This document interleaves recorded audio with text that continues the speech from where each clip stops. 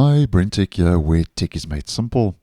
So just a quick video to let you know about a little update I've spotted today in the Microsoft Store, which seems to be rolling out using a controlled server-side update.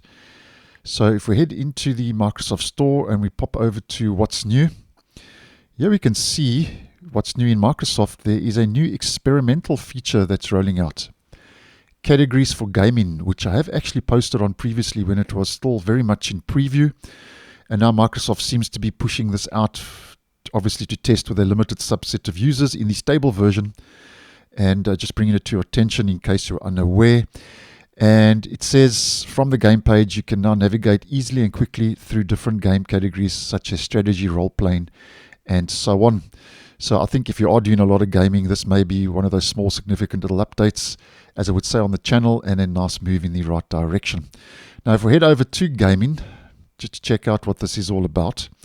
Here we can see, near the top of the page, we've got our little categories, these little tabs. So we've got free games, Game Pass, shooter, simulation, action and adventure, role-playing, strategy, platformer, puzzle, fighting, sports, card and board. So obviously we click on those, it opens up that relevant category, which I think is a nice move because I think it just makes navigating through your games a lot simpler, easier and quicker.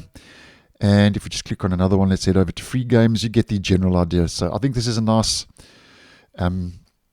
feature. If it does make its way to the stable as a default feature, I think this would be a nice step forward. But as mentioned, it is experimental.